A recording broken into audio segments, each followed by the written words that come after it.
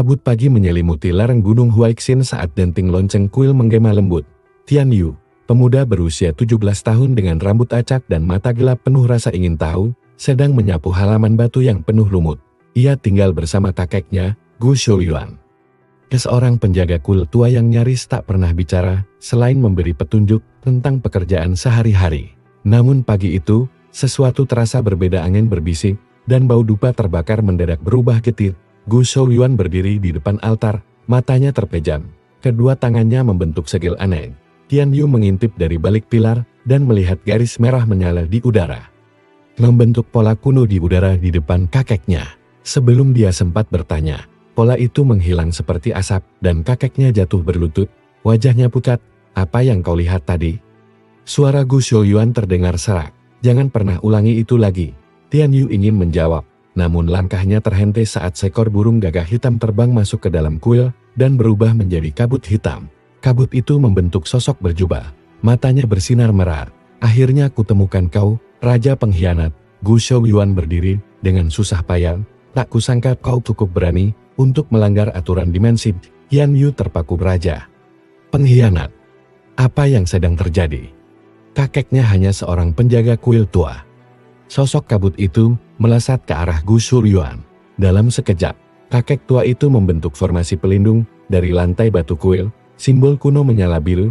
Benturan keduanya membuat ruang seolah retak, dan suara jeritan aneh terdengar dari langit yang kini menggelap.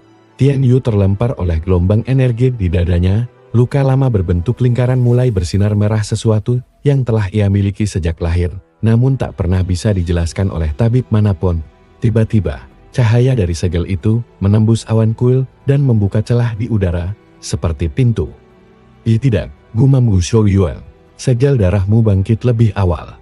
Sosok kabut tertawa. "Dia pewaris Nun. Sungguh, darah kerajaan itu belum punah." Gu Shouyuan berbalik. "Tian Yu, dengarkan aku, kau harus pergi lewat celah itu sekarang." "Apa maksud kakak?" "Aku tidak mengerti. Ini bukan dunia yang kau kenal. Dunia kita hanya satu dari 10.000. Dan aku dulu rajanya." Tian Yu menatap celah cahaya yang terbuka di udara. Di sisi lain tampak bayangan dunia asing, hutan dengan pohon berkilau, langit dua matahari, dan suara genderang perang entak. "Dari mana dunia lain? 10.000 dunia?" Gu Shouyuan mengangkat tangannya, mendorong Tian Yu masuk dengan kekuatan lembut namun tak terbantahkan. "Temukan Yue Jian, dan jangan percaya siapapun yang mengenal namamu." Sebelum Tian Yu sempat bertanya lebih jauh, tubuhnya tersedot ke dalam celah cahaya. Dunia di sekelilingnya berputar, dan suara gemuruh seperti ribuan pintu terbuka serentak menggema di telinganya. Saat ia jatuh ke tanah berbatu, Tian Yu menyadari ia tak berada di bumi lagi. Langit berwarna ungu tua, angin membawa suara bisikan, dan seekor binatang berambut api menatapnya dari kejauhan. Di belakangnya, celah cahaya menutup, dan suara terakhir kakeknya bergema, "Lindungi darahmu, dan jangan biarkan Raja Bayangan menemukannya." Tian Yu bangkit, darahnya masih berdenyut merah menyala di dadang. Untuk pertama kalinya dalam hidupnya, ia merasa benar-benar terjaga. Dia tak tahu di mana ini, tapi satu hal pasti, hidupnya tak akan pernah sama lagi. Tanah tempat Tian Yu mendarat terasa keras dan dingin, udara mengandung aroma logam aneh, dan angin menyapu perlahan membawa serpihan cahaya seperti kelopak bunga beku di depannya. Pegunungan ungu mengukir langit, dan rerumputan seperti lidah api tumbuh dari retakan tanah. Dunia ini hidup, tapi bukan dengan cara dunia manusia. Tian Yu mencoba berdiri. Suaranya sendiri terdengar asing di telinganya, seolah ruang ini memantulkan gema jiwanya. Di kejauhan, ia mendengar derap langkah, bukan manusia, tetapi berat dan bergema seperti logam menghantam tulang. Refleks, dia bersembunyi di balik batu runcing. 3 makhluk muncul, berwujud serigala, rapi setinggi kerbau, dengan mata berwarna perak membara. Salah satu dari mereka mencium tanah, mendengus, lalu mendongak. "Darah kerajaan, segar, masih muda." Makhluk itu berbicara tanpa mulut. Kata-katanya langsung menggema di kepala Tian Yu, seperti bisikan yang merobek pikirannya. Panik. Tian Yu mundur, tak sadar menginjak kristal kecil di tanah. Kristal itu pecah, dan cahaya biru menyebar, membentuk garis melingkar di bawah kakinya. Tiba-tiba, simbol segel terbentuk dan tubuhnya dipeluk energi pelindung. Serigala-serigala itu meraung, tak bisa menembus perisai formasi pelindung leluhur. Gumam Tian Yu, mengenali pola dari buku-buku tua yang kadang ia bersihkan di kuil. Namun perlindungan itu tak bertahan lama. Retakan muncul di seger, dan suara desis memenuhi udara. Dari balik kabut, sesosok muncul seorang wanita muda dengan jubah biru pucat, rambut dikuncir panjang, dan mata perak seperti danau beku. Dia mengangkat tangannya, dan udara mendadak membeku. Dengan satu gerakan halus, es menelan 3 serigala, dan menjadikannya patung diam. Tian Yu terpaku. Wanita itu menoleh, "Kau Tian Yu?" Tian Yu bergidik, "Kau siapa?" "Aku Lian Ruo, putri dari klan Lian, alam awan aktif. Aku dikirim oleh Yue Jiayin. Kau punya darah yang banyak pihak ingin bunuh atau kendalikan, tapi aku hanya ingin menepati janji." Tian Yu menelan ludah. "Yue Jiayin itu roh penjaga yang disebut kakak." "Dia bukan sekadar roh," jawab Lian Ruo. "Dia dulu penjaga kitab takdir, sekarang dia jadi buronan semua alam. Sama seperti Gu Shouyuan." Tian Yu menunduk, "Kakakku, jadi benar-benar raja dari 10.000 alam?" "Bukan sembarang raja," jawab Lian Ruo. "Dia yang membentuk alam ke-10. Tapi pengkhianatan dan perang membuatnya menghilang kini. Semua raja lama telah tiada. Kecuali satu, musuh besar Mumi Yinfen." Tian Yu ingin menyangkal semuanya, tapi tubuhnya masih berdenyut merah dari segal darah. Jantungnya berdetak dengan pola yang tak alami, seolah dunia ini beresonansi dengannya. Lian Ruo menyentuh dadanya. "Segal darahmu akan terus aktif, menarik makhluk-makhluk spiritual dan musuh yang ingin merasuki tubuhmu. Kita harus menutupnya sementara sebelum kamu benar-benar meledak dari dalam." Sebelum Tian Yu bisa bertanya lebih jauh, tanah di bawah mereka bergetar. Di langit, 2 titik cahaya muncul bintang penjaga dimensi. Itu artinya, portal sedang terbuka. "Kita terlambat," desis Lian Ruo. "Pemburu dimensi sudah tahu kau di sini." Dari langit, pusaran cahaya hitam terbuka. Dan sebuah kereta perang meluncur keluar, ditarik oleh naga tanpa kepala. Di atasnya berdiri seorang pria dengan helm bertanduk, dan bendera bertuliskan karakter kuno, "Hancur." Lian Ruo menarik lengan Tian Yu, "Lari sekarang. Di bawah lembah batu lenyap, ada kuil kecil. Di sanalah Yue Jiayin menunggumu. Kau tidak ikut?" Tanya Tian Yu. "Aku akan menahan mereka. Kau harus hidup. Kalau kau mati, 10.000 alam akan runtuh." Dengan satu gerakan cepat, Lian Ruo membekukan udara dan mengangkat badai salju yang membutakan musuh. Tian Yu berlari.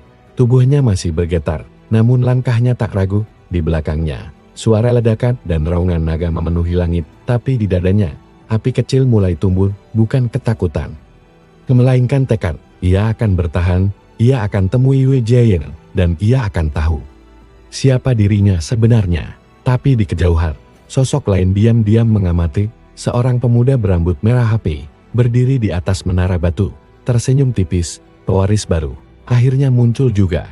Tian Yu berlari menuruni lembah, melewati batu-batu raksasa dan celah sempit yang dipenuhi akar pohon seperti tentakan. Di langit, kereta perang masih menebar teror, tapi salju badai yang ditinggalkan Lian Ruo memberikan waktu yang cukup. Suara ledakan dan raungan naga di kejauhan semakin memudar, berganti dengan keheningan ganjil. Tanah di sini berwarna hitam legam, dan udara terasa lebih berat. Di tengah lembah, tersembunyi di antara tebing yang saling menindih, Tian Yu melihat struktur kecil terbuat dari batu putih keperakan. Bukan bangunan megah, melainkan kuil tua, nyaris tertutup lumut dan akar. Namun anehnya, meski terlihat reot, kuil itu tidak tersentuh waktu. Ketika ia mendekat, pintu kuil terbuka sendiri. Tian Yu merasa seolah ada tangan tak terlihat yang menarik langkahnya. Begitu memasuki kuil, udara berubah. Ruangan dalamnya jauh lebih besar dari tampak luar. Seperti ruang di dalamnya terlipat dalam dimensi berbeda. Lilin-lilin menyala tanpa api. Dinding-dinding penuh dengan simbol-simbol asing yang seolah bergerak pelan, hidup. Di tengah ruangan berdiri sosok kecil seekor rubah putih, dengan 2 ekor dan mata yang menyala biru. Ia memiringkan kepala, lalu bersuara, "Akhirnya kau datang, pewaris Daran." Tian Yu menelan ludah. "Kau Yue Jiayin?" Rubah itu mendengus, lalu berubah menjadi gadis muda berambut putih panjang. Ia berpakaian seperti biksuni kuno, namun auranya jauh lebih tua. "Dulu aku penjaga kitab takdir, tapi sejak Raja ke-10 memalsukan takdir demi melindungimu, aku dicap pengkhianat." Tian Yu mengerutkan alis. "Kakakku memalsukan takdir?" "Ya," jawab Yue Jiayin, "dalam buluan asli, kau seharusnya mati di usia 13. Dunia akan tetap seimbang. Tapi Gu Shouyuan mencuri waktu, memindahkan jiwamu ke jalur takdir alternatif. Itu sebabnya, segel darahmu tak stabil. Tian Yu merasa lututnya lemas. Jadi, aku seharusnya mati? Yue Jiayin menatapnya dalam-dalam. Seharusnya, iya, tapi sekarang, kau adalah patahan dalam siklus 10.000 alam. Dan itulah sebabnya semua pihak mencarimu. Mi Yin Feng ingin menyerap darahmu untuk membuka pintu langit, agar dia bisa menjadi penguasa tunggal semua alam. Ia berjalan ke altar dan membuka peti batu kecil. Di dalamnya ada gulungan kertas tuat dengan segel hitam. Ini adalah kepingan takdir yang hilang. Satu-satunya sisa dari kitab yang asli sebelum dihancurkan. Di dalamnya tertulis teknik yang bisa menstabilkan darahmu, tapi dengan risiko besar. Tian Yu memandang gulungan itu. Apa risikonya? Begitu kau membacanya, semua raja alam yang tersisa akan tahu lokasimu. Karena naskah ini terikat dengan hukum dimensi. Suara Yue Jiayin merendah. Tapi tanpa teknik ini, kau akan mati dalam 3 bulan. Segel darahmu akan meledak dari dalam dan melahirkan gerbang bayangan yang tak bisa ditutup lagi. Tian Yu terdiam. Ingatan tentang wajah Gu Shouyuan yang penuh luka kembali terlintas. Kakeknya mempertaruhkan segalanya agar ia tetap hidup. Ia tidak boleh menyerah di sini. Ia mengangguk perlahan. Tunjukkan padaku cara membacanya. Yue Jiayin membuka gulungan. Simbol-simbol di dalamnya berkilau merah, lalu menyatu menjadi sebuah lingkaran. Tiba-tiba, ruangan bergetar dan semua dinding menyala. Lantai terbuka, dan dari dalamnya muncul pilar cahaya yang membungkus Tian Yu. Kesadarannya terlampar ke dimensi lain. Ia berdiri di ruang kosong. Hanya ada bintang-bintang. Lalu dari kegelapan muncul sosok pria mengenakan jubah raja, bukan Gu Shouyuan, melainkan raja yang berbeda. Matanya gelap, kulitnya pucat, dan dari punggungnya tumbuh bayangan bercabang. Siapa yang berani membaca naskah ini tanpa izin para raja?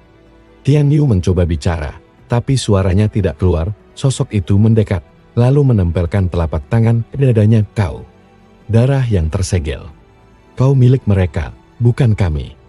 Kemudian sosok itu lenyap, dan kesadaran Tian Yu kembali. Tubuhnya basah oleh keringat, dan cahaya di kuil padam seketika. Yue Jiayin berlutut, terengah-engah.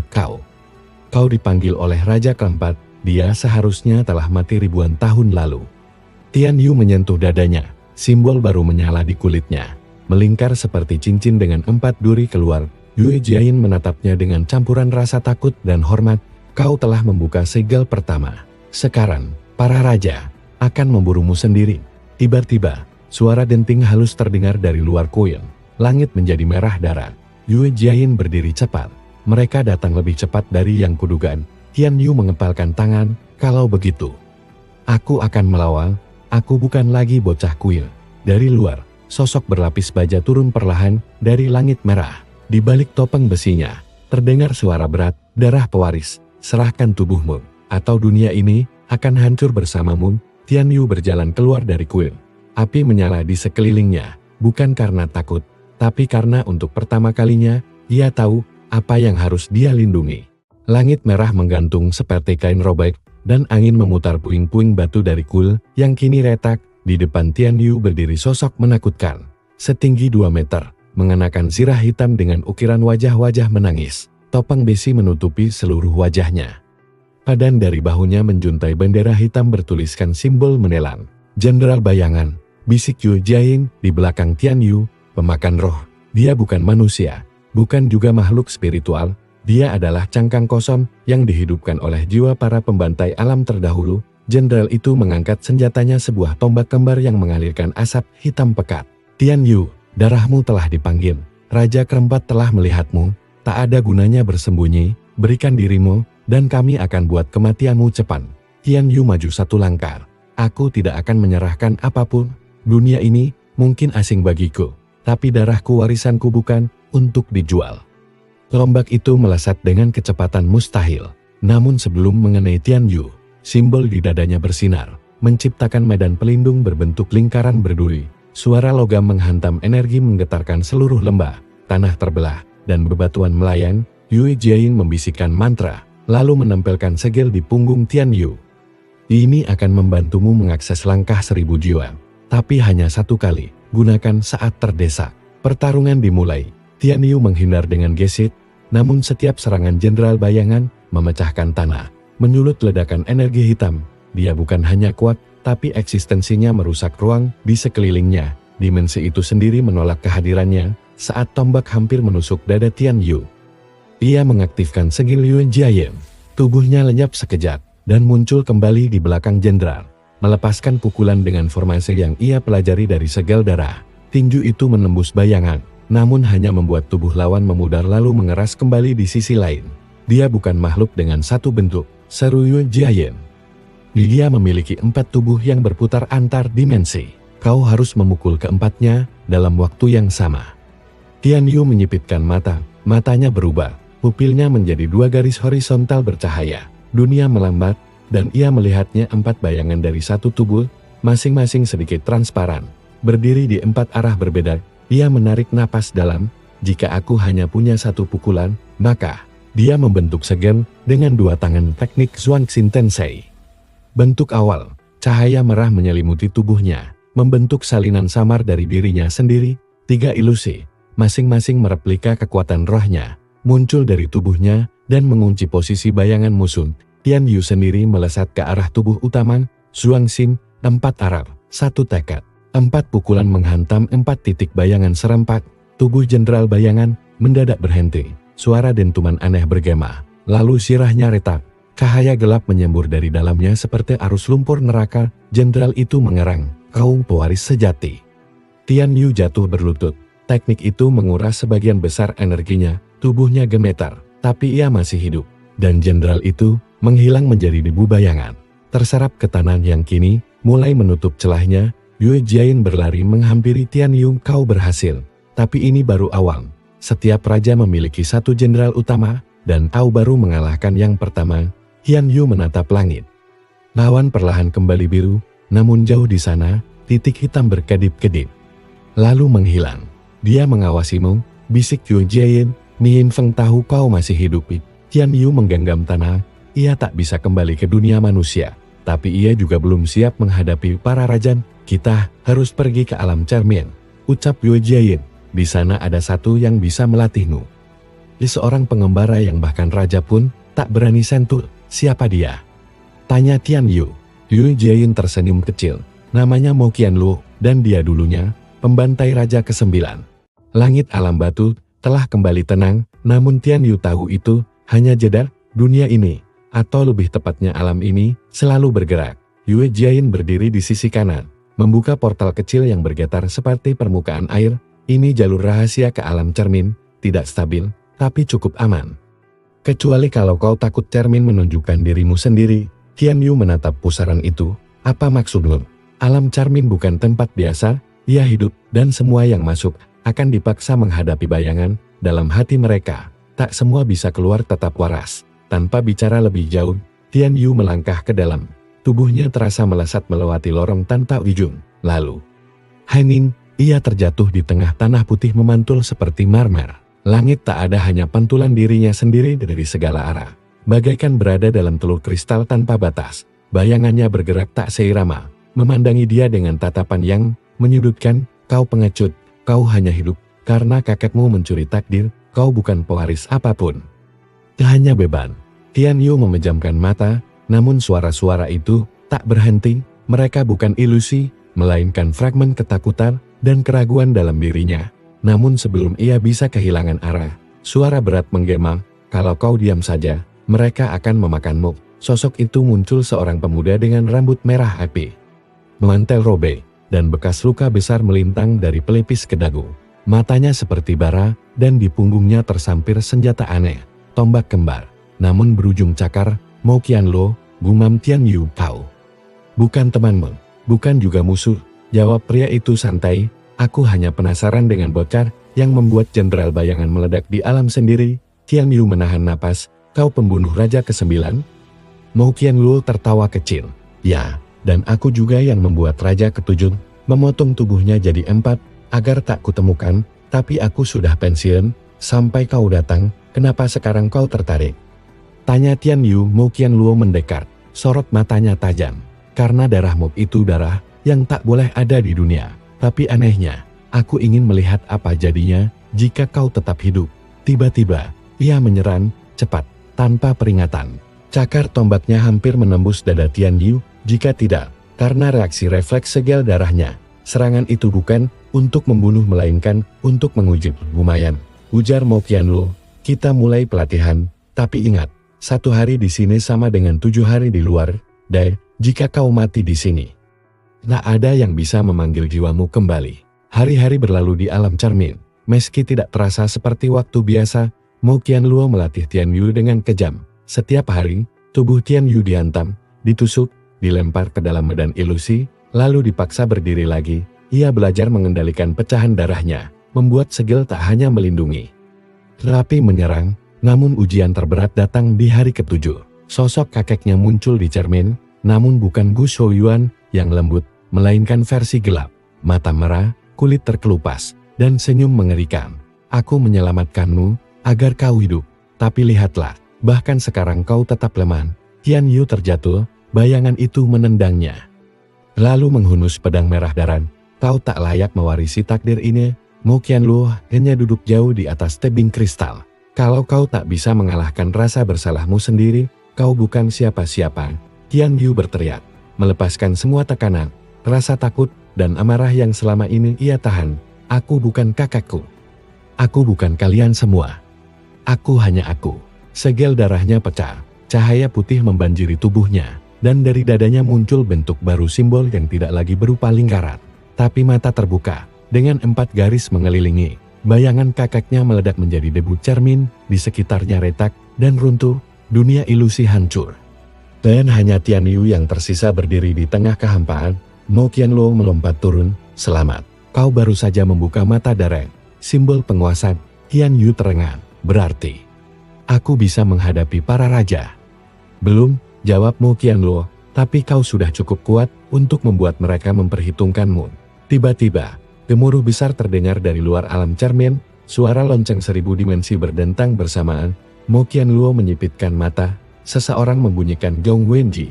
Itu hanya dibunyikan ketika raja baru terbangun. Tian Yu menoleh, siapa? Mo Qianluo menatap langit yang bergetar, bukan siapa, tapi apa, alam ke-11 sedang lahir. Getaran mengoyak ruang di atas alam cermin, seperti belahan dunia pecah. Retakan merah dan emas menyelimuti langit tak berbatas. Mo Qianluo mengerutkan kening, berdiri tanpa berkata-kata. Mata baranya mencerminkan kecemasan yang tak biasa. Tian Yu, yang masih berdiri dengan sisa napas tersengal, merasakan tekanan baru yang datang bukan dari satu titik, melainkan dari segala arah. Yue Jian muncul dari balik gerbang yang tiba-tiba terbuka. Tubuhnya diliputi cahaya biru dan luka kecil, di pipinya berdarah pelan. Tian Yu, ujarnya cepat. Kita harus pergi sekarang. Gong Wenji telah dibunyikan, alam ke-11 bangkit. Tapi bukan karena kita. Tian Yu menoleh, bingung. Apa maksudmu bukan karena kita? Yue Jian menatapnya dalam, kau bukan satu-satunya pewaris. Dan tampaknya, yang satunya baru saja menerima mahkota. Seketika, dunia terguncang lagi. Dari celah dimensi, muncul proyeksi raksasa, bayangan seseorang dengan jubah panjang, memegang tongkat bertatahkan tengkorak. Dan di belakangnya sebuah gerbang raksasa dengan huruf kuno yang belum pernah terlihat sebelumnya. Huruf itu bukan bagian dari 10.000 alam. Huruf itu menciptakan alam baru. Mo Qianluo bersuara lirih. Mi Infan Yue Jian mengangguk pelan. Dia telah merebut fragmen terakhir dari kitab takdir. Sekarang, dia tak hanya raja bayangan, tapi raja dari alam ke-11. Tian Yu mengepalkan tangan. Kalau begitu, semua ini sia-sia? Mo Qianluo tertawa getir. Belum tentu, alam ke-11 memang telah bangkit, tapi belum stabil, hukum-hukumnya masih mentah. Jika kita bisa menghancurkan pilar awal sebelum 11 hari berlalu, Mi Infeng akan gagal menyatukan hukum dimensi, dan mahkota itu akan runtuh. Yue Jian menambahkan, pilar itu ada di tengah alam bayangan, dijaga oleh 4 penjaga jiwa. Tapi untuk masuk ke sana, kau butuh jalan tanpa arah, jalur rahasia, yang hanya bisa dibuka oleh darah pewaris dan ingatan raja lama. Tian Yu mengingat kakeknya. Apa kakekku meninggalkan sesuatu yang bisa membantuku? Yue Jian mengangguk. Dia meninggalkan satu ingatan terakhir, tapi itu tersegel dalam pedang tua yang dulu disimpan di kuil gunung pedang bernama Su NJMNJ. Pedang yang bisa mengurai takdir dan membuka jalur tanpa arah. Mo Qianluo menyela, masalahnya, pedang itu sudah dicuri. Tian Yu terdiam, dadanya bergemuruh. Siapa yang mencurinya? Yue Jian menjawab, Lian Ruo, keheningan menyelimuti mereka. Tak mungkin, Tian Yu membantar. Dia menyelamatkanku. Dia melindungiku dari jenderal bayangan. Justru itu, ujar Yue Jiayan, dia klan terakhir dari pengendali ilusi. Dia mungkin tidak berdiri di pihak siapapun, tapi dia mencari sesuatu. Sesuatu yang hanya bisa dia temukan melalui pedang Su NGMNG. Tian Yu menarik napas dalam. Kalau begitu aku akan mencarinya. Kita temui Lian Ruo. Mo Qianluo mengangguk. Alam awan Arktik adalah tempat asalnya. Tapi untuk ke sana, kita harus lewat celah gelap, rute tercepat. Tetapi paling berisiko, karena setiap langkah bisa membawa kita ke alam yang salah. Tanpa menunggu lagi, ketiganya membuka jalur transdimensi menggunakan pecahan segel darah Tian Yu. Jalur itu berkilau merah dan ungu, dan berliku seperti nadi raksasa. Mereka melangkah, namun di sisi lain celah. Sosok berjubah putih berdiri di atas gunung awan, dikelilingi patung es raksasa. Di tangannya pedang Su NGMNG bersinar merah samar, dan wajah Lian Ruo yang dingin tak menunjukkan emosi. Maafkan aku, Tian Yu, ucapnya pelan, tapi hanya dengan mengurai takdirmu. Aku bisa menghidupkan keluargaku kembali. Dari balik jubahnya, muncul fragmen lain kepala naga es yang dahulu menjadi pelindung alam awan Arktik.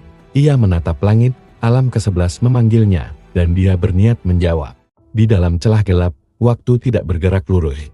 Tian Yu, Mo Qianluo, dan Yue Jiayin melangkah di atas jalur cahaya sempit yang melayang tanpa dasar dan langit. Di sekitar mereka hanya kegelapan murni, seperti ruang tanpa akhir. Setiap suara, setiap detakan jantung, terdengar menggema ribuan kali.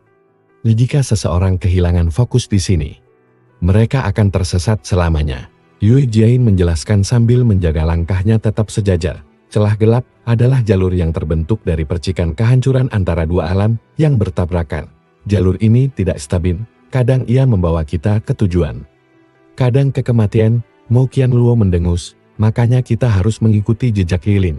Tian Yu menoleh, jejak apa? Mo menunjuk ke arah jalur di depan, titik-titik cahaya kecil, seperti lilin merah muda, menyala di kejauhan, namun anehnya, setiap lilin yang menyala seolah padam saat mereka melewati tempatnya. Itu bukan api, gumam Yue Jiayin, itu nyala dari roh-roh yang pernah tersesat di sini. Mereka terbakar karena mencoba melawan arah dimensi. Tian Yu merinding, tapi mereka tetap melangkah, satu demi satu. Mereka telah berjalan selama entah berapa jam atau hari, karena waktu di sini terasa seperti gumam yang lupa berhenti, sampai akhirnya jalur itu bercabang pada dua arah. Satu gelap gulita, dan satu lagi dipenuhi cahaya keemasan seperti fajar. Kanan, kata Tian Yu cepat. Mo Qianluo menyipitkan mata. Kenapa?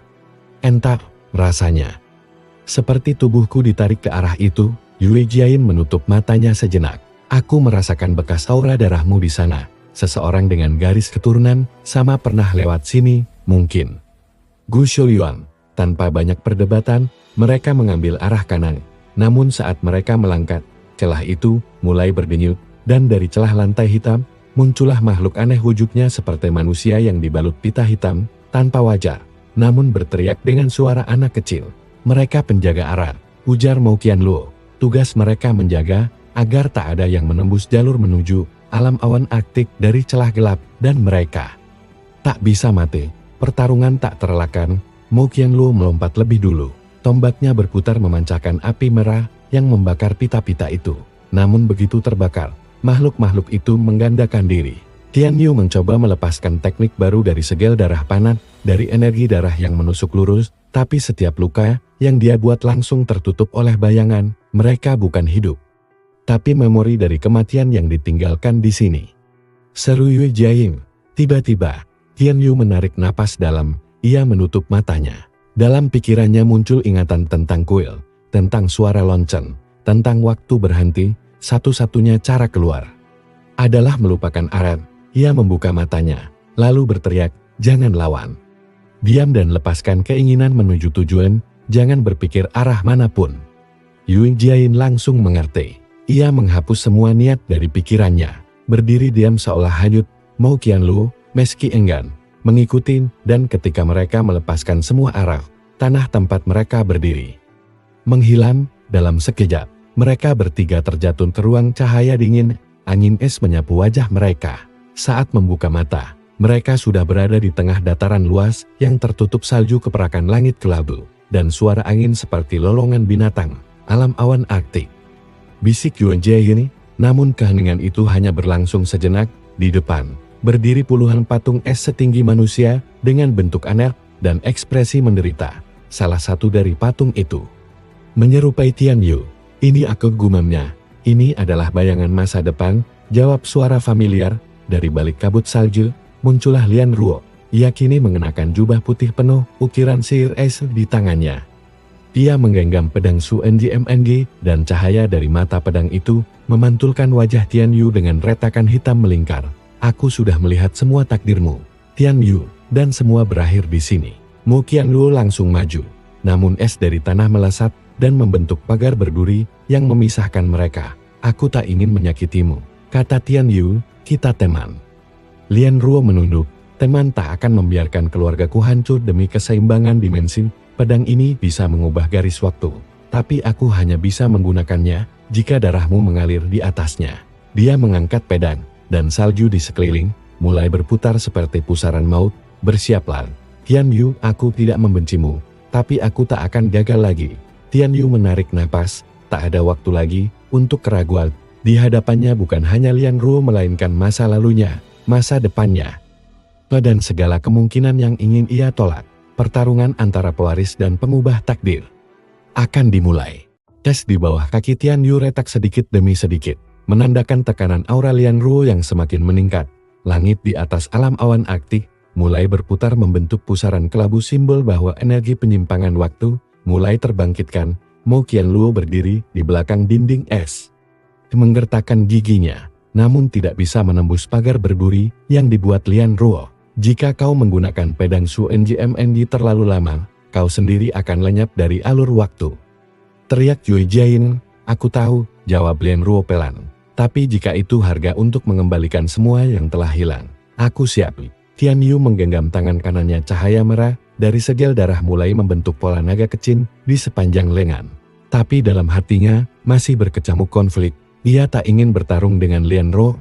Mereka pernah bertarung bersama, tertawa bersama, dan bahkan hampir mati bersama di reruntuhan istana jiwa di episode sebelumnya. Namun ketika Lian Ruo menebaskan pedangnya, semua keraguan harus ditepis. Kebasan pertama bukan hanya menghantam udara, ia merobek kemungkinan waktu di sekitarnya melambat, dan Tian Yu melihat dirinya sendiri terbunuh berulang kali dalam bayangan retak-retak yang berterbangan. Tapi satu kenyataan tetap berdiri, ia belum mati. Tian Yu menangkis dengan menciptakan tombak dari darah padat, menggabungkan teknik milik Mo Qianluo dan pusaka darahnya sendiri. Benturan keduanya menciptakan dentuman besar yang membuat dataran es retak, dan patung-patung masa depan runtuh satu persatu. Lian Ruo memutar pedangnya, dan dari dalam pusaran langit turun cahaya-cahaya seperti pecahan cermin. Masing-masing cermin menampilkan momen berbeda. Di satu cermin, Tian Yu menjadi raja dimensi.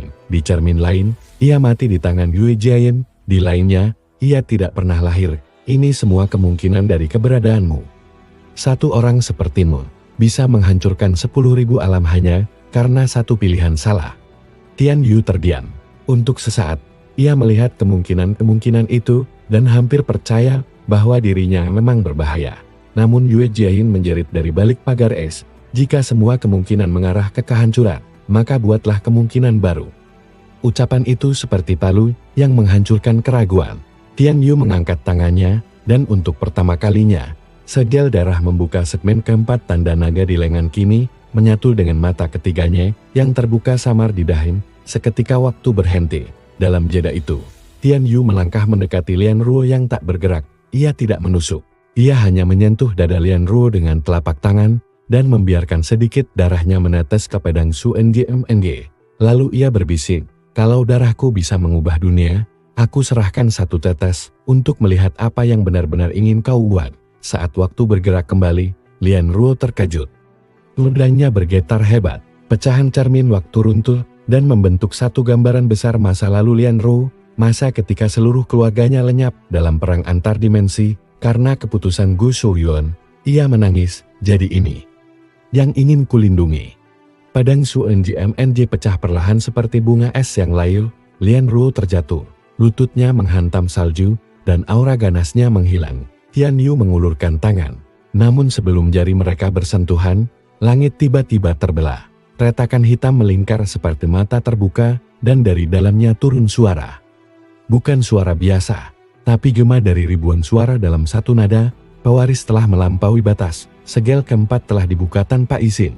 Hukuman dimulai. Dari langit, muncul bayangan raksasa tanpa wajah, mengenakan mahkota dari logam karat, dan membawa rantai dari cahaya putih.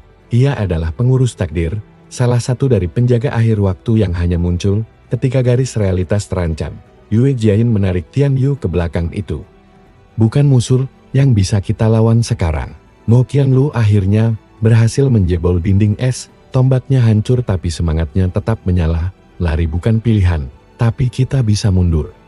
Menuju kuil 9 jalan, di sana, kekuatan dimensi tak bisa masuk.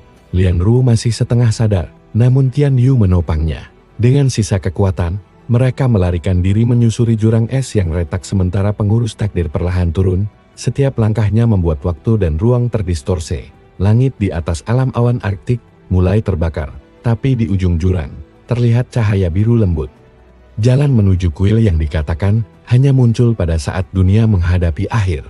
Tian Yu melirik langit satu kali lagi, di matanya bukan ketakutan yang terlihat melainkan tekad seorang pewaris yang siap mempertaruhkan takdir. Untuk seluruh 10.000 alam, dataran beku alam awan Arktik mulai runtuh, terhisap ke dalam pusaran kehampaan, akibat langkah pengurus takdir. Tapi di tepi jurang retakan ruang, Tian Yu dan yang lain berhasil melompat masuk ke cahaya biru yang samar gerbang ke kuil 9 jalan. Tempat yang katanya berdiri di luar hukum semua alam. Begitu mereka mendarat, dunia seketika berubah. Langit menjadi putih bersih tanpa warna, tanahnya seperti kaca namun tidak licin, dan pepohonan menjulang tanpa bayangan.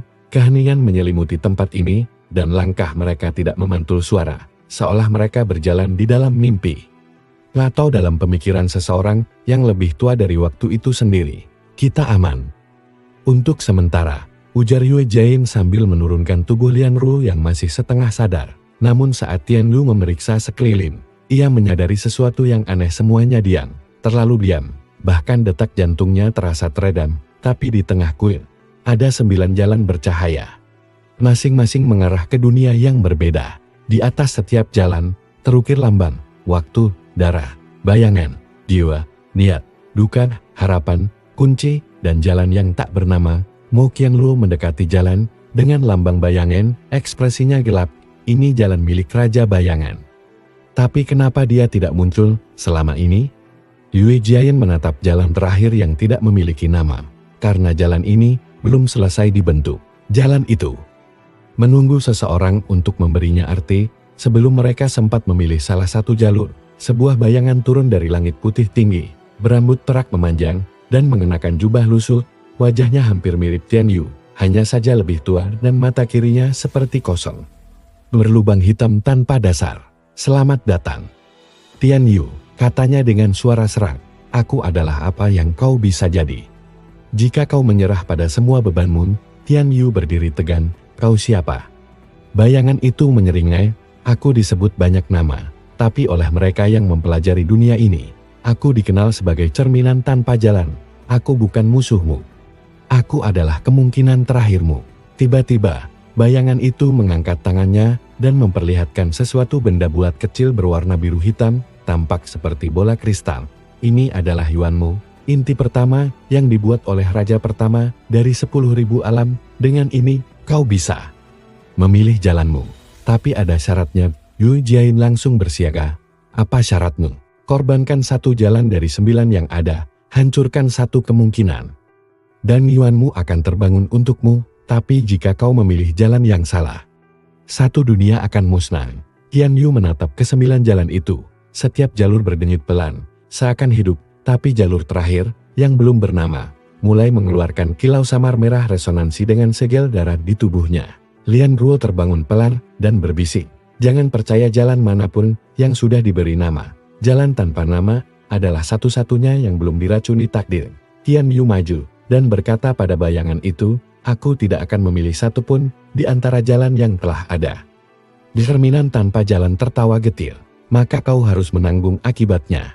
Dari balik tubuhnya, muncul dua entitas, satu berwujud wanita berjubah hitam dengan wajah tertutup, dan satunya berbentuk anak kecil tanpa mata. Keduanya menyerang tanpa aba-aba, melepaskan serangan spiritual yang tidak mengenai tubuh, tapi langsung mengguncang intisari kesadaran. Tian Yu terpental. Kepalanya berdingin hebat, dan ia melihat masa depan di mana dirinya menjadi mesin perang bagi pengurus takdir. Ia membantai jutaan jiwa dalam nama kestabilan alam, tapi segel darahnya berdenyut, dan cahaya merah membentuk pelindung mental.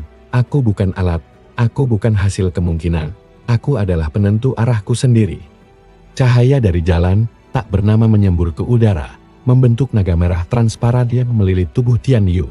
Ketika ia mengangkat tangannya, Yuanmu mulai bergetar di udara, dan terpecah menjadi serpihan. Tapi bukan hancur, melainkan menyatu dengan segel darahnya. Yu Jiayin terperangat, kau menggabungkan Yuanmu dengan warisan darahmu, itu gila. Tak ada yang pernah, karena belum ada yang cukup gila untuk menjadi raja dari jalan yang tak pernah ada, ucap Tian Yu. Dua entitas yang menyerang terhenti, mereka perlahan membungkuk. Cerminan tanpa jalan hanya tersenyum dan menghilang ke udara, meninggalkan suara terakhirnya. Maka mulailah jalanmu sendiri. Tapi ingat, tak ada peta untuk raja seperti itu. Langit kuil 9 jalan pecah terbuka. Dari retakan itu muncul ribuan mata yang melihat dari balik dimensi. Tapi tidak satu pun bisa menilai Tian Yu lagi, karena ia telah menciptakan jalan di luar kendali mereka. Tian Yu menoleh ke teman-temannya, ayo, kita tak bisa kembali. Tapi sekarang kita bisa memilih kemana kita melangkah. Dari 9 jalan itu, satu demi satu menghilang. Yang tersisa hanya satu jalan merah dengan batu-batu yang terukir nama-nama yang belum pernah ada.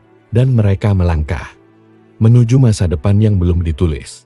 Langkah Tian Yu dan ketiga rekannya menyusuri jalan tak bernama, membawa mereka ke sebuah ruang yang tak lagi terikat waktu maupun logika. Setiap langkah terasa seperti menjelajahi masa lalu, masa depan, dan masa yang tidak pernah terjadi semuanya, sekaligus. Lian Ru memegangi kepalanya, aku melihat diriku menjadi raja petaka, tapi juga melihat diriku mati saat bayi, dan juga hidup biasa sebagai penjual ramuan.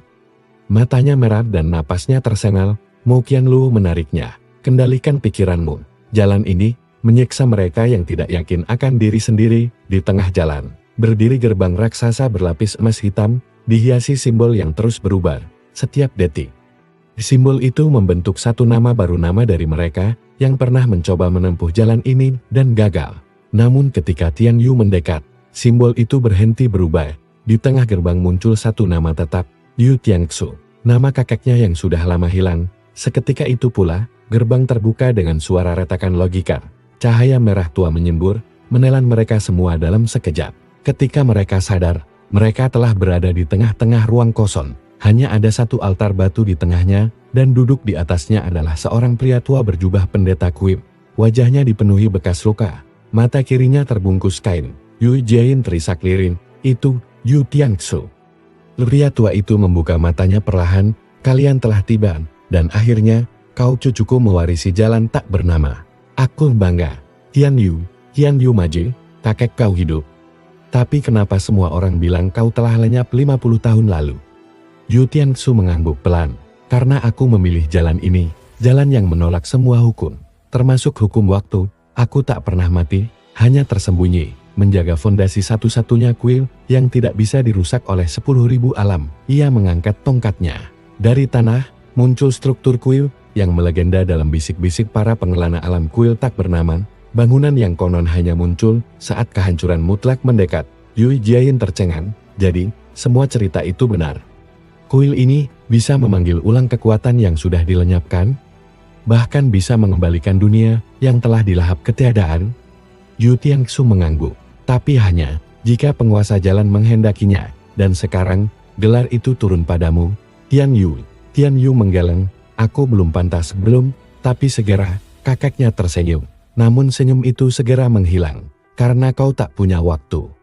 Pengurus takdir telah menyadari kau menciptakan jalan baru. Mereka mengirimkan penjaga gema makhluk yang bisa membunuh kemungkinan sebelum ia lahir. Lian Ruo gemetar, penjaga gema. Itu legenda pemburu kemungkinan yang bisa menyeberangi waktu dan menggigit takdir sebelum terbentuk. Seketika langit kuil bergetar dari kelah di udara. sosok menyeramkan bermunculan seperti laba-laba tak berdaging, dengan wajah-wajah manusia di perutnya yang terus-menerus berteriak. Tian Yu meraih lengan kakeknya. Bagaimana kita melawannya?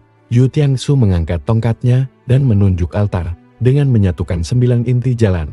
Tapi kalian hanya punya satu segel darah, kalian harus memanggil sisanya, dan itu hanya bisa dilakukan melalui perjamuan kehendak. Tiba-tiba, ruang mulai berputar. Altar memanjang membentuk meja bundar raksasa dengan 9 kursi batu. Duduklah di kursi yang sesuai dengan kehendakmu, ucap Yu Tiangsu. Yui Jiayin duduk di kursi harapan, Lian Ruo di duka, dan Mo Qianluo menatap kursi bayangan sebelum akhirnya menggeleng dan memilih Jiwan. Tian Yu berdiri di tengah, lalu duduk di kursi terakhir takdir tanpa nama. Begitu semuanya duduk, dari langit turun 9 pilar cahaya. Merapi hanya 4 yang menyala, sisanya kosong dan hampa. Kalian harus membangunkan kelima yang tersisa, ujar Yu Tiangsu.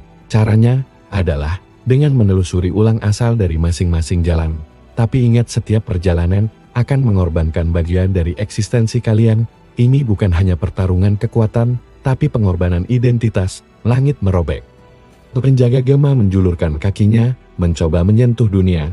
Tian Yu berdiri dan menatap ke atas. Kalau begitu, kita mulai dari jalan harapan. Dunia mana yang menyimpan cahayanya? Yu Tiangsu menunjuk ke timur. Alam ke-37 Sanjing Yuan, dunia tempat harapan terakhir dipadamkan 1000 tahun lalu. Tian Yu mengangguk. Kalau begitu, kita akan menyalakannya kembali. Pilar cahaya menyelimuti mereka, dan tubuh mereka terserap ke dunia berikutnya, menandai awal dari penjelajahan alam yang telah dilupakan sejarah. Kuil tak bernama berdetak pelan, seakan ikut menunggu. Saat semua jalan kembali bersatu, cahaya dari pilar memudar, dan ketika Tian Yu dan yang lainnya membuka mata, mereka telah berdiri di tengah sebuah kota yang seperti lukisan usang warna-warna telah pudar. Langit abu-abu, dan suara kehidupan terdengar seperti gema dari masa lalu. Mereka telah tiba di Sanjing Yuan. Dunia yang disebut-sebut kehilangan harapan terakhirnya 1000 tahun silam. Yue Jiayin menggenggam erat jimatnya. Tempat ini seperti menolak keberadaan kita. Lian Ruo menunjuk bangunan-bangunan tinggi yang bengkok, seakan pernah dirusak lalu dibekukan dalam waktu. Bukan cuma menolak, dunia ini memuntahkan kehendak hidup.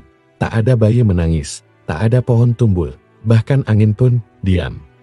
Mo Qianluo mendekat ke sebuah jendela. Di dalamnya ada keluarga yang duduk diam membatu. Mata mereka terbuka, tapi kosong. Mereka tidak mati, tapi juga bukan hidup. Tian Yu menggertakkan gigit. Kalau kita ingin menghidupkan kembali jalan harapan, maka cahaya harapan pertama harus dinyalakan ulang. Tapi, di mana cahaya itu sekarang? Sebelum sempat dijawab, tanah di bawah mereka bergetar. Dari kejauhan, tampak makhluk menjulang tinggi. Tubuhnya terbuat dari abu, dengan wajah yang silit berganti berubah. Makhluk itu menyeret rantai berkarat yang menancap ke dada warga kota. Semua terhubung padanya. Mereka semua terhubung dengan makhluk itu. Bisik Jiayin, bukan makhluk. Koreksi Mo Qianluo pelan. Itu adalah Yingfu, penjaga kegelapan dalam dunia tanpa harapan. Dia tumbuh dari keputusasaan warga, dan sekarang menjadi pusat eksistensi dunia ini. Tian Yu mengangkat tangannya dan memanggil segel darah. Cahaya merah pekat menyelimuti telapak tangannya. Kalau kita hancurkan Yingfu, harapan bisa kembali? Yu Tiangsu yang muncul dari kabut menjawab. Tidak, kalian harus menyalakan kembali cahaya harapan pertama yang disembunyikan oleh Yingfu di dalam gedung akhir. Kalau kalian langsung menghancurkannya, dunia ini akan runtuh bersama semua jiwa yang terikat padanya. Dengan petunjuk itu, mereka menyelinap ke dalam kota menuju gedung akhir bangunan tertinggi yang menjulang hingga menembus langit. Namun tiap lantai yang mereka lalui penuh dengan manifestasi putus asa. Seorang gadis yang terus menangis sambil menatap cermin kosong. Seorang pria yang mengulang kematiannya sendiri ribuan kali. Sepasang saudara yang saling membunuh lalu bangkit lagi. Lian Ruo, yang memiliki kekuatan melihat masa depan, nyaris kehilangan akalnya. Setiap lantai memaksaku melihat kenyataan yang seharusnya tidak pernah ada. Mo Qianluo dengan tenang memeluknya. Fokus pada sekarang. Kita bawa pulang harapan, bukan masa lalu. Saat mencapai lantai ke-99, mereka melihat sebuah bola cahaya kecil, terapung dalam gua kristal. Tapi di depannya berdiri seorang anak kecil dengan wajah sangat akrab Tian Yu sendiri. Versi kecilnya. Apa ini? Tanya Tian Yu lirih. Anak itu menatapnya dan berkata, Aku adalah kau yang dulu masih percaya, segalanya mungkin. Aku adalah cahaya harapanmu yang pertama, tapi aku terkurung di sini sejak kau menyerah pada takdirmu sebagai cucu sang penjaga. Tian Yu mendekat. Aku menyerah. Ketika kau masih kecil, kau memohon pada langit agar bisa melihat kakakmu lagi. Tapi kau menyerah. Ketika dunia bilang dia mati, di saat itu, aku lenyap. Dan karena aku lenyap, San Jingyuan kehilangan percikan terakhirnya. Tian Yu menjatuhkan lutut. Lalu, bagaimana caranya aku membawa harapan kembali? Terimalah kembali aku, tapi lepaskan seluruh keraguanmu. Jika tidak, aku akan lenyap selamanya. Seketika ruangan mulai hancur, Yin Fu menyadari kehadiran mereka dan menyerbu ke atas, menarik rantai ke arah gua kristal. Dari lantai bawah, warga San Jingyuan mulai bergerak. Matanya menyala merah, menjerit dan memanjat bangunan tanpa suara. Jiayin dan yang lain membentuk formasi pelindung. Cepat, Tian Yu. Kami tahan mereka. Tian Yu menatap versi kecil dirinya, ia mengulurkan tangan, aku pernah salah, tapi aku ingin memperbaiki semuanya, kalau itu berarti, kau harus percaya pada harapan, maka aku akan mempercayai. Anak kecil itu tersenyum, dan melompat ke dalam dada Tian Yu. Meledak menjadi cahaya hangat, yang menyelimuti seluruh kota. Rantai-rantai pada tubuh warga pecah, Ying Fu menjerit, dan meledak menjadi awan abu, yang tertiup oleh angin pertama, yang muncul di San Jingyuan. Setelah 1000 tahun, langit yang kelabu menjadi biru muda, bunga tumbuh di celah-celah beton, dan di atas gedung akhir. Pilar harapan menyala salah satu dari 9 pilar yang harus dibangkitkan. Yu Tiangsu muncul kembali, dan mengangguk. 1 telah menyala, 8 tersisa. Namun kini, pengurus takdir benar-benar murka, perjalanan kalian akan semakin sulit. Tian Yu menatap langit, biar mereka datang, 10.000 alam akan tahu bahwa harapan tidak pernah benar-benar mati. Mereka menghilang dalam cahaya pilar. Bersiap menuju dunia berikutnya tempat duka menjadi kekuatan yang terkubur paling dalam. Setelah meninggalkan San Jingyuan, Tian Yu dan kelompoknya ditarik oleh kekuatan pilar ke alam berikutnya, sebuah dunia yang konon hanya bisa didengar oleh hati yang telah kehilangan seseorang. Nama tempat itu adalah Lembah Langit Ketiga. Ketika mereka mendarat, tidak ada tanah yang menyambut. Mereka berdiri di atas permukaan danau yang seolah terbuat dari air mata membeku. Awan-awan menggantung rendah, dan gemuruh guntur terdengar dari langit merah pudar. Tapi yang paling menusuk adalah suara tangisan lembut, tanpa henti, menyelimuti seluruh alam. Mao Qianluo menutup telinganya. Suara ini seperti seseorang menangisi seluruh kehidupan yang gagal ia selamatkan. Lian Ruo berkata pelan, ini bukan suara satu orang, ini jutaan jiwa. Dan hanya mereka yang menyesal yang bisa bertahan di sini. Yue Jiayin memejamkan mata, menggenggam jimatnya. Jika pilar ini dijaga oleh duka, maka yang harus kita lakukan bukan melawan, tapi mengerti. Tiba-tiba, dari balik danau, muncul sosok berjubah hitam. Wajahnya ditutupi topeng air mata. Ia memperkenalkan diri sebagai Xiao Renshu, sang penyair duka, penjaga lembah yang tak bisa mati sebelum semua kesedihan dunia terhimpun sempurna. Apa kalian datang untuk menyalakan pilar kesedihan? Suaranya seperti nyanyian luka. Tian Yu menatapnya, kami datang bukan untuk memadamkan duka, tapi untuk membangkitkan harapan dari dalamnya. Xiao Renshu tertawa pelan. Kalau begitu, kalian harus berjalan di jembatan arwah, dan masing-masing hadapi satu sosok yang telah kalian kubur dalam hati. Jembatan itu muncul perlahan, melintang di atas danau. Setiap langkah mengirimkan gema tangisan. Mereka berjalan, dan perlahan, satu persatu, dipisahkan oleh kabut. Yue Jiayin bertemu ibunya yang dulu mati dalam perang kultivator. Sang ibu menyalahkannya karena kabur dari medan perang dan memilih jalan spiritual, bukan militer. Jiayin dengan berlinang air mata menunduk, aku tahu aku lemah, tapi aku memilih jalan yang tidak membunuh, karena aku tak ingin menjadi seperti kalian, dan untuk itu, aku tak menyesal. Ibunya tersenyum samar, lalu menghilang dalam kelopak bunga yang jatuh. Lian Ruo berhadapan dengan versi masa kecilnya sendiri saat ia menyerahkan saudaranya kepada klan iblis demi keselamatan sekte. Anak kecil itu hanya bertanya satu hal, kenapa kau tidak memilihku? Lian Ruo gemetar, lalu menjawab, karena waktu itu aku tak punya pilihan, tapi aku berjanji. Sejak saat itu, aku tak akan lagi mengorbankan siapapun demi kemenangan semu. Mao Qianluo bertemu dengan adiknya yang bunuh diri karena terjebak dalam kutukan. Adiknya memegang pisau dan berkata, kakak hanya melihat dunia dengan logika, Tapi aku butuh pelukan, bukan analisis. Mo Qianluo menjatuhkan senjatanya dan memeluknya. Maafkan aku. Kali ini aku hanya ingin kau tahu aku menangis untukmu.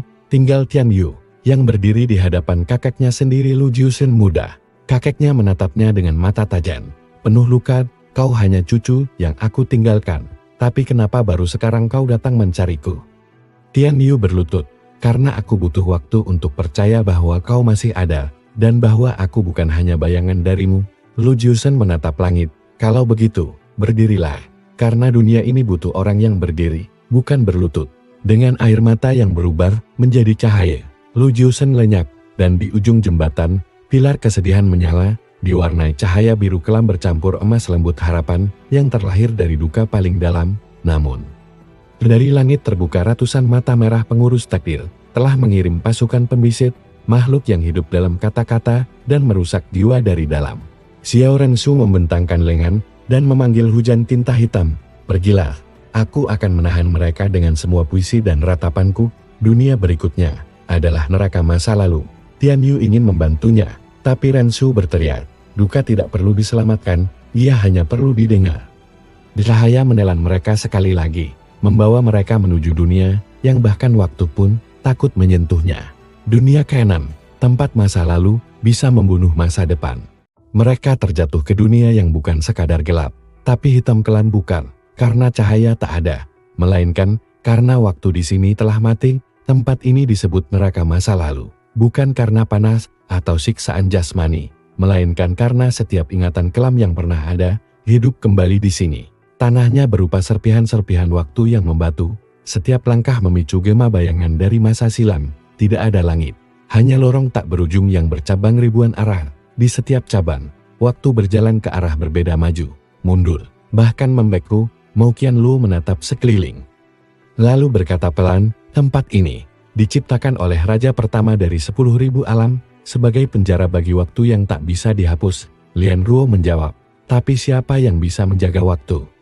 Yui Jiayin menjawab, tidak ada, karena penjaganya adalah waktu itu sendiri. Tiba-tiba, jalan di depan mereka terbelah, muncul sosok berjubah emas kehitaman, wajahnya seperti kaca retak yang berubah-ubah muda, tua, kanak-kanak, lalu menjadi tulang. Ia menyebut dirinya ZHNmu, sang penjaga masa lalu, makhluk yang lahir dari memori kolektif, semua jiwa yang menyesal. Apa yang kalian cari di dunia tanpa masa depan? Tanyanya, suara bergema seolah datang dari setiap momen yang pernah terjadi. Tian Yu maju. Kami ingin menyalakan pilar waktu untuk membuka jalan menuju pilar terakhir. ZHNmu terdiam sesaat, lalu menunjuk ke arah sebuah lorong yang terbuka perlahan. Kalau begitu, kalian harus berjalan dalam ingatan kalian dan kembali tanpa mengubah satupun di antaranya, karena di sini, mengubah satu kenangan berarti menghapus masa depanmu. Satu persatu mereka masuk ke dalam lorong masing-masing. Yui Jiayin kembali ke saat ia hampir menjadi dewa ilusi, tapi mundur karena melihat temannya terbunuh. Sebuah suara membujuknya, jika kau memilih naik tingkat, kau bisa selamatkan mereka semua. Tapi Jiayin hanya menatap dan berkata, kalau aku ubah masa lalu, aku kehilangan pelajaran yang membuatku menjadi seperti sekarang. Ia berjalan tanpa mengubahnya. Lian Ruo masuk ke kenangan tentang saudara kembarnya yang dikorbankan demi ritus klan. Ia ditawari kesempatan menyelamatkan saudaranya dan hidup bahagia bersamanya. Tapi Lian Ruo mencengkeram erat kenangannya dan berkata, kau sudah tiada, dan rasa sakitku adalah kekuatanku sekarang. Mo Qianluo berdiri di ruang eksperimen. Saat ia secara tak sengaja menciptakan mantra yang membunuh separuh sektenya sendiri. Di sana, dirinya yang lebih muda berkata, jika kau batalkan ritual ini, semua orang akan hidup. Tapi Qianluo berkata datar, jika aku ubah ini, aku tidak akan belajar bahwa kekuatan tanpa tanggung jawab adalah bencana. Sementara itu, Tian Yu tidak langsung memasuki lorongnya. Di ZHNmu menghampirinya, kenanganmu belum lengkap, ada potongan waktu yang selama ini disembunyikan oleh darahmu sendiri. Lorong di hadapan Tian Yu terbuka, ia masuk, dan melihat sesuatu yang tak pernah ia tahu. Malam saat ibunya dibunuh, dan kakeknya Lu Jiusheng berlutut di depan Raja Alam Ke-6, memohon agar nyawa cucunya diselamatkan dengan harga mengunci ingatannya sendiri. Di situ, Tian Yu melihat dirinya sebagai bayi, dan sosok ibunya bukan wanita biasa. Dia adalah Shen Yurian, anak kandung Raja Langit Keempat, seorang bangsawan waktu. Setaenmu muncul di dalam memori.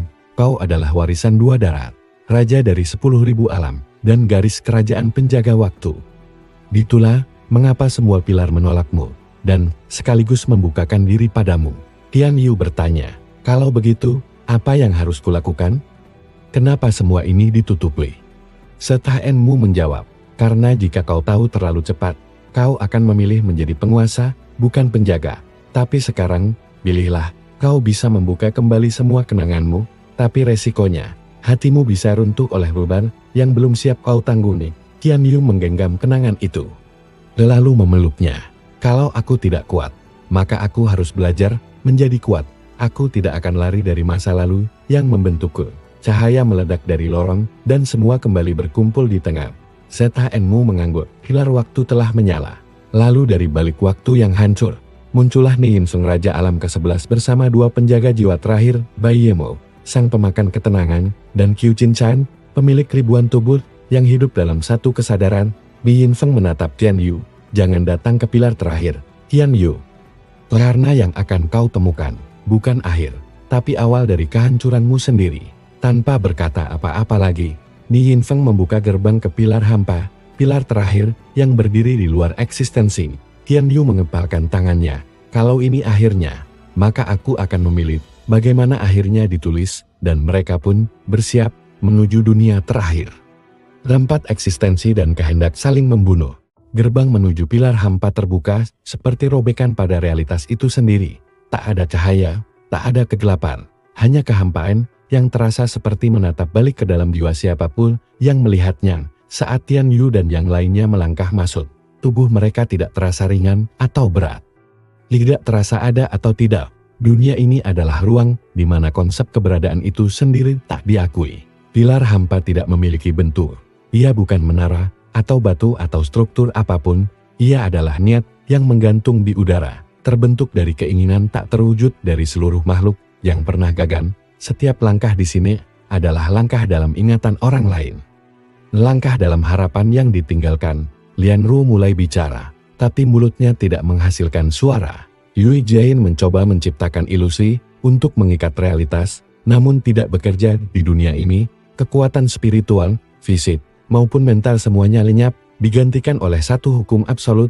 Niatmu adalah bentukmu. Mo Qianluo menyadari itu pertama kali. Ia duduk bersila, menenangkan pikirannya. Jika aku percaya, ku bisa berbicara, maka aku akan bisa. Dan perlahan, suara kecil mengalir dari bibirnya, disusul rima dari Tian Yu, Lian Ruo, dan Yui Jain yang menyesuaikan diri dengan hukum tempat ini. Mereka menyusuri bentang yang tidak punya batas, mengikuti retakan yang menggantung di udara. Retakan itu adalah celah antara satu kehendak dan kehendak lainnya, seperti jalan menuju pusat niat paling purba. Di tengah kehampaan itu, muncul sosok yang mereka kenal. Ni Yin Feng duduk di atas singgasana tak terlihat. Di belakangnya, dua penjaga jiwa terakhir, Bai Yemo, dengan tubuh setengah transparan berisi suara jeritan orang-orang putus asa, dan Qiu Jinshan. Berdiri dalam ribuan bentuknya, yang saling menatap dengan tatapan kosong. Selamat datang di pilar hampa, kata Ni Yin Feng. Disinilah 10.000 alam dilahirkan, dan akan berakhir. Tian Yu melangkah maju. Kau adalah raja dari alam ke-11. Kenapa mengkhianati perjanjian suci pilar? Ni Yin Feng berdiri, matanya bersinar perang. Karena pilar-pilar itu tidak diciptakan untuk melindungi, mereka diciptakan untuk membatasi. 10.000 alam bukanlah jumlah, tapi kandang. Dan aku, seperti kau, adalah pewaris dari sesuatu yang lebih tua dari takdir. Ia mengangkat tangannya, di langit tak terlihat. Terbentuklah siluet pilar ke-0, pilar pertama yang tak pernah disebut. Pilar yang menjadi dasar eksistensi semua yang lain. Di pilar ini, tidak bisa dilihat atau disentuh, kecuali oleh satu orang, kau, Tian Yu. Karena kau adalah warisan dari dua darar, penjaga waktu dan raja 10.000 alam, kau bukan pelanjut, kau adalah kunci penghapus segalanya. Mo Qianluo berseru, jadi tujuanmu, menghancurkan semua alam. Qiu Jinshan bersuara serentak, lewat ribuan tubuhnya, tidak menghancurkan, melepaskan, dari pengulangan, dari penjara, dari kehendak yang diwariskan. Lian Ruo berkata, dan membunuh semua makhluk hidup dalam prosesnya. Bai Yemo tertawa, kehidupan hanyalah gangguan. Tanpa kehidupan, niat sejati bisa murni. Yui Jain melangkah ke depan Tian Yu, kita tidak datang sejauh ini untuk menyatu dengan kehampaan, tapi untuk mengembalikan makna ke alam.